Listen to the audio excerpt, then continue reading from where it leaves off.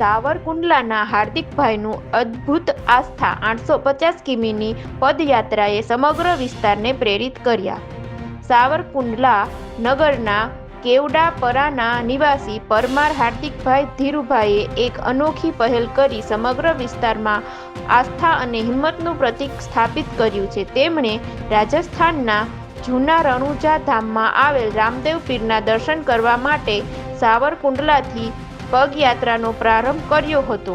આ આસ્થાની યાત્રા અંદાજે 850 કિલોમીટરની હતી, જેને હાર્દિકભાઈએ માત્ર 21 દિવસમાં પૂર્ણ કરી પહોંચ્યા હતા.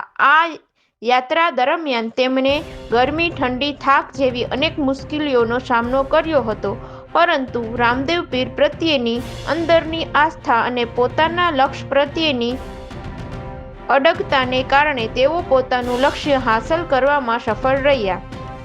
રામદેવ પીરના દર્શન કર્યા બાદ હાર્દિકભાઈ સાવરકુંડલા પરત ફરતા સમગ્ર વિસ્તારના લોકોએ તેમનું ભવ્ય સ્વાગત કર્યું હતું.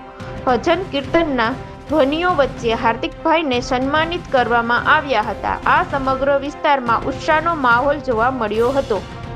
Bureau chief રજાકભાઈ Zakhra, Savarkundla.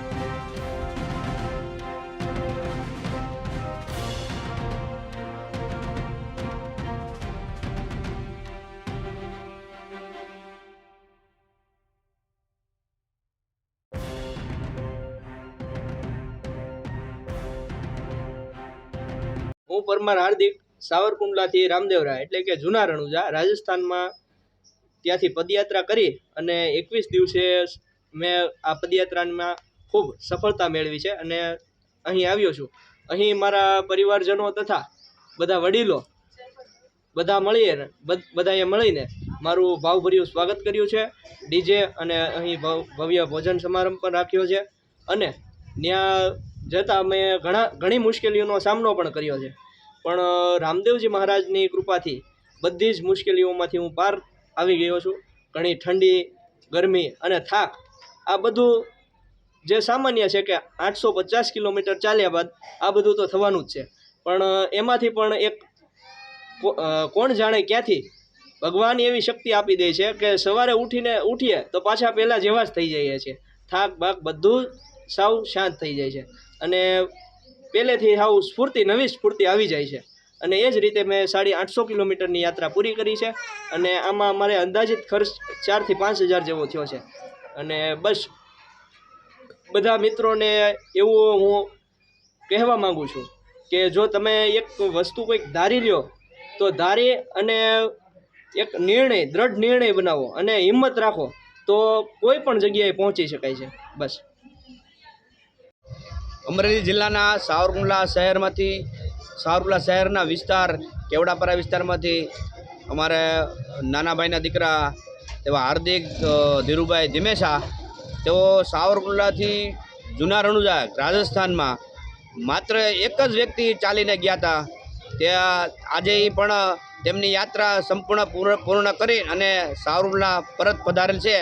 તો તમામ કેવડાપરા વિસ્તારના વાસીઓએ તેમનું ભાવપૂર્વક સામૈયું કરવામાં આવ્યું છે અને 200 થી 300 માણસનું આજે પણ રસોડું કરવામાં આવ્યું છે. આ તકે રામાપીર બાપા તેમને ખૂબ ખૂબ શક્તિ આપે અને આ યાત્રા બહુ કઠિન અને માત્ર એક જ વ્યક્તિએ ચાલીને યાત્રા કરી છે, તેના માટે ખૂબ ખૂબ અભિનંદન પાત્ર છે.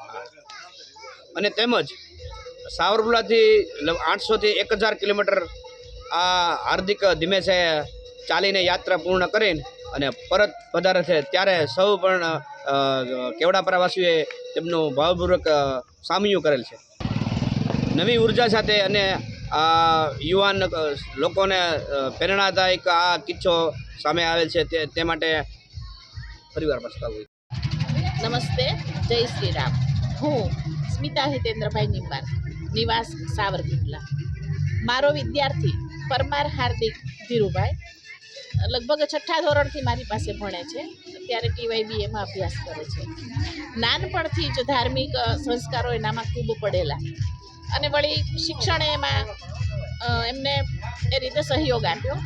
એક દિવસ એણે એવો સંકલ્પ કર્યો કે મારે ગમે એમ કરી અને રણુજા ચાલીને જવું છે. તો અમે બધાએ કીધું કે ભાઈ આવું કઈ રીતે શક્ય બને? તો કે ના, મેં સંકલ્પ કર્યો છે, હું એકલો જ જવાનો છું. અને 2 જ દિવસના ટૂંકા ગાળામાં એણે એવું નક્કી કર્યું અને ભાઈ સાવરકુંડલા કેવડાપરા વિસ્તાર ગાયત્રી મંદિરની બાજુમાં ત્યાં રહે છે. ત્યાંથી એકલો ચાલી અને 850 કિલોમીટર રાજસ્થાનમાં જે જૂના રણુજા મંદિર આવેલું છે ત્યાં પહોંચ્યો. આજે 21 દિવસના અંતે સુખરૂપ એમની યાત્રા પૂર્ણ કરી અને અહીંયા પરત ફરેલો છે. સમગ્ર વિસ્તાર પૂરા ભાવથી, પૂરા આનંદ સાથે હાર્દિકભાઈને આવકારે છે.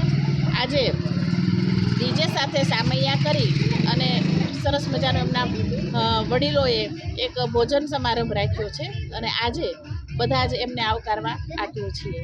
ભાઈ હાર્દિક પાસે ખાસ એટલી અપેક્ષા રાખીએ કે ઈશ્વરના શરણમાં જ્યારે તું આ રીતે સંકલ્પ કરીને પહોંચ્યો છો ત્યારે તારા હસ્તે સારા સારા કાર્યો થતા રહે અને નવી ઉર્જા સાથે નવા કાર્યો કર. તારો જીવન છે એ બીજાને આદર્શરૂપ બને, પ્રેરણારૂપ બને એવી ખાસ તારી પાસે અપેક્ષા છે. નમસ્કાર, જય શ્રી રામ.